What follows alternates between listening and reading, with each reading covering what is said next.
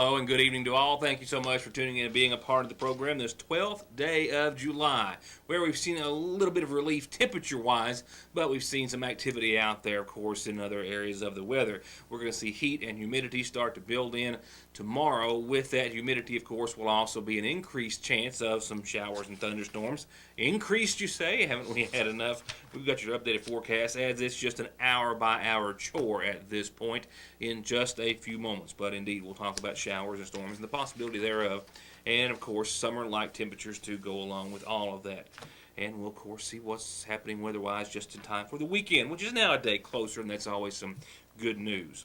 In good news tonight, another prayer event has been set for Magoffin County in what an organizer deems as a critical time across our nation, locally and nationally as well. And we'll speak with her about when it's been set for and how it's following what was a successful first type event just back this past May. And I've been waiting. I would check my email every time. I check it 20 times a day, or if not more. But for the past several days, wondering when the Community Day organizers, specifically Lana Blanton, would have something for me to see. We've got the list of performers and a few other details to share tonight as the 13th annual event has been scheduled and announced. And the Magoffin County Public Library Board met in regular session just a few moments ago, and we'll talk about nominees to be made for 2 vacant seats, specifically 1 at this time, as well as further contract talks between the board and its new architectural firm.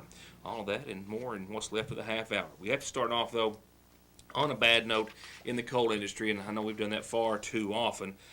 We have a statement here in part on behalf of Wayne Supply. They have not forwarded the information as of yet as to exactly who or where these will be affected the most, those jobs that are now going to be lost, but they have confirmed that, quote, due to the deterioration in our traditional markets in the eastern Kentucky area and the coal industry, and with no signs of future improvement for some time, Wayne Supply Company has to make a difficult decision to right-size our locations and support center affected by these conditions. This action includes a layoff, they say, of 87 employees, or about 7% of the current Wayne Supply employee workforce. The company's priorities, it says, during this time are respect for employees and their families, as well as serving their customers. Prior to this announcement, the company has worked to reduce expenses and has made opportunities available for employees to move into positions in other areas of the company with relocation packages provided. However, 87 jobs lost. And of course, this is largely in part due to the downturn in the coal industry, but also some other factors as well. Wayne Supply was founded in Louisville in 1913 and is one of the oldest and largest Caterpillar dealers in the United States. It has 17 facilities in 16 different cities across Kentucky and southern Indiana, and in addition to Cat equipment parts, service and sales and rental, Wayne Supply is also the local dealer for Thomas Built Buses, Challenger, Massey Ferguson, Lexon, and a host of other services as well. But 87 jobs, another 87 jobs to be lost. In our first top headline this evening, a second prayer event has been set for Magoffin County following one that drew a large crowd back in May. It featured the following lady in that report, who I got to meet personally today and will introduce to you now at this hour, Miss Mandy Adair, who along with her husband and 3 small children, all under the age of 3, I think, moved to Magoffin County recently from Alabama, to Magoffin County, where her grandfather, Sam Smith, who passed away back in March, had pastored the New Bethel Assembly of God for well more than 20 years. Believing she and her family were called to Magoffin County for a reason, in early May, she, with the help of Larry and Brenda Bennett, organized a local and successful event to coincide with the National Day of Prayer. An event put together in the matter of only a couple of weeks that they are following up with another one like it, this time reaching out to any and all pastors, churches, organizations, and individuals. We wanted to have another prayer event before school started. At the National Day of Prayer back in May, several pastors expressed their interest in having more events like this in our community, where churches and believers could all come together and pray in one accord, in unity.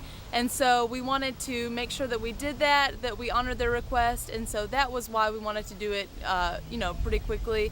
And again, in the future, we want to have more events and including as many people as possible because of the obvious need of prayer in our nation. We believe prayer is more important than voting. We believe prayer is the most important thing we can do for our nation right now. With all that we see going on, there's a great need, perhaps a greater need than ever before, for prayer in our nation. And for us in McGoffin County, we don't want it to be said of us that we just sat around during this critical time in history. We want to pray and seek God with the other churches, with the other pastors in this area. And something that they are hoping to continue to build on is the sense of unity that Adair said so many people expressed feeling after the last event. So many people commented on, wow, there was so much unity here. Everybody was seeming to get along. It was easy to pray with one another.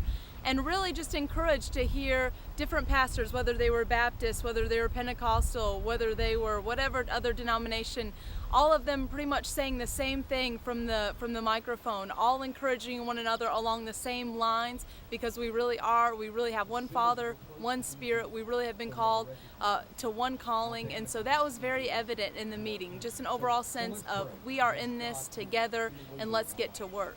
So if you see the condition of our nation, and like so many of us, you're disheartened every day when you see the news, you see the things going on, and you just want to be part of the answer for our nation, then we want you to join us August 4th from 6 to 8 for our Prayer in the Park gathering. There is something more important you can do even than voting, than making your voice heard to our government officials, and that is making your voice heard in heaven, because our God is ready, willing to answer, and he's waiting for his people to call on his name. Remember, 2 Chronicles 7:14 says, if my people who are called by my name will humble themselves and pray and seek my face, I will hear from heaven, I will forgive their sin, and I will hear their land. And you and I, we can pray and see the healing of our nation. So come be a part. Invite your pastors. Please invite your churches. Help us get the word out on Facebook. You can find our page on Facebook, which is National Day of Prayer, McGoffin County, and we hope to see you here. And that is, once again, Ramey Park, August the 4th, which is a couple of weeks away, which gives me a few opportunities, more than a few, to remind you. We'll talk about other headlines on tonight's program following these messages. The affairs of this world. And so, God, we just pray that you'll be merciful to us. Hey everybody, meet our pets of the week. This beautiful adult German Shepherd is Brutus, and Brutus needs a special home. He needs someone to help him get through some of his behavioral issues. Now, he's come a long way with the help of all the volunteers at the shelter, but he just needs a little patience and understanding. He is a great animal and looking for some love. And this handsome man is Riker. He's just a big tomcat that would love to be in a home that lets him roam the outdoors. He'd be a good hunter and a good friend. He's one of the longest residents at the shelter, and it's time to get him a home and show him what the big world has to offer. If you'd like to give them a forever home, or to learn more about how to adopt, donate, or volunteer to walk, pet, or even transport an animal to the vet or to their new home, call Whiskers or Wags, the Johnson County Animal Shelter, at 297-PETS. Several items on the agenda for the McGoffin County Library Board's regular session meeting earlier today. We've edited a significant portion of that already and may have more to come later, but tonight we'll focus on specifically two aspects of the meeting: approving an architectural agreement with Summit Engineering, as well as discussion of nominating two individuals to fill one of the two vacant seats on the library board. This is last week's special meeting when Kevin Howard of Summit Engineering was present before the library board. They were going over the proposed contract, more than $160,000, to design a new McGoffin County Public Library. The attorney for the board had some questions before or presented to Summit, and they took that back to the drawing board, so to speak. They came back today, another representative of Summit Engineering, saying that they had addressed all of those concerns with the exception of one, which was not feasible. That was a request from the library board's attorney to up the insurance coverage from $2 million to $3 million for the project, with Summit explaining that that would possibly delay the project and have significant additional costs. Following last week, I guess it was last week's meeting, Kevin reviewed with me the comments that had been, Mr. May had brought up. We have since incorporated those comments into the proposed contract, sent those back to David for his review. I'm sorry, Mr. Fox. I'm still learning everyone. Bear with me. I sent those back to Mr. Fox for his review. We had a conversation earlier this afternoon. I advised him of one thing that we did not incorporate, just because the way our insurance are set up, we have provided, and this is kind of state regulation on the, not state regulation, but it's a state standard for finance and administration work on the errors and omissions insurance. We have a $2 million and a $2 million policy, which is very typical for all state project work, and that remains in the contract as based. But I went ahead and brought originals of the two contracts for your review and processing if you don't choose to. I did. I went through the contract, all the items that we discussed before, which required the change.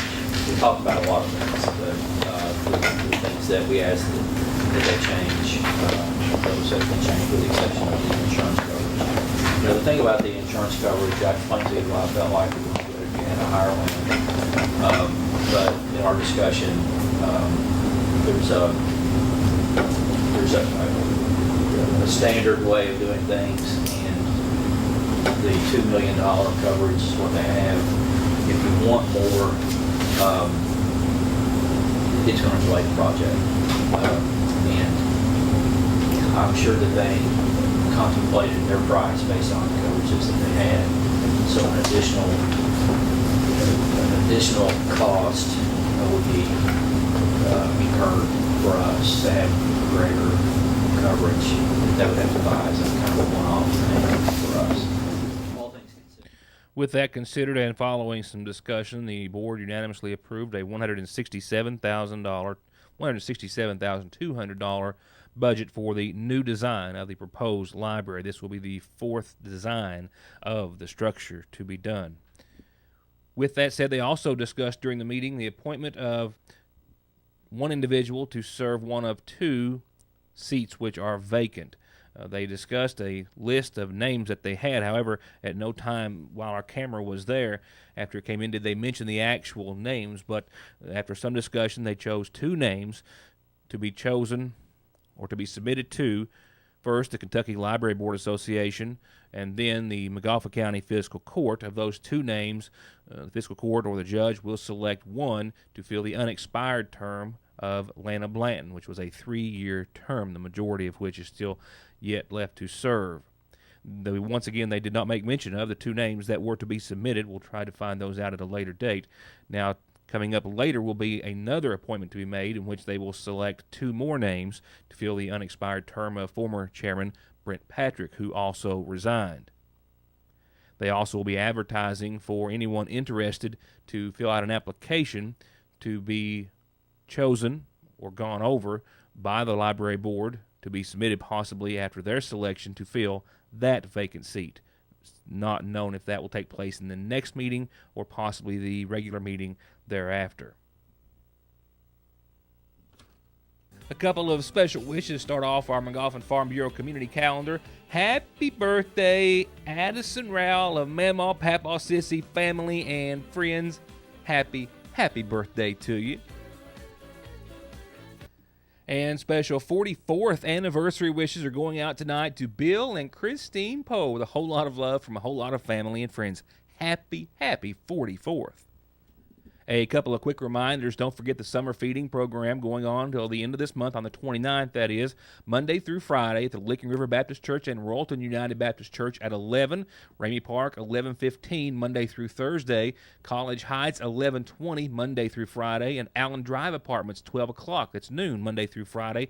They'll be at all of those locations for a half hour beginning at those times with free lunch for the kids. This just in, North Montgomery Elementary has set a site-based council meeting for tomorrow. This is a regular session meeting set for tomorrow, Wednesday the 13th at 4:30 in the school's conference room. Everyone is invited and welcome to attend. Don't forget, they'll be back open this Friday at 3 and Saturday morning at 10. That's the Montgomery County Farmers Market on West Maple Street out of Salyersville. And a reminder that Vacation Bible School starts in the Ramey Park tomorrow evening. It's Wednesday, Thursday, Friday, 6 to 8, brought to you by the Mount Sinai and Sinking Fork Baptist Churches. They'll have free school supplies on one night for all the kids that attend and a pool party on one night as well. And if you've got a birthday, anniversary, or announcement like you just heard, tell me. We'll tell everyone about it. More headlines next. Behavior.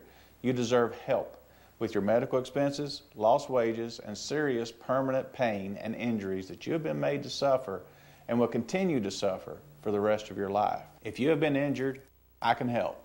I'm attorney Don Wayne McFarland. Call me and let me go to work for you. 349-9000. When your allergy symptoms are persistent and nothing else has helped, call the Asthma and Allergy Center. We can help. With 5 locations in Eastern Kentucky, we can see you within a week.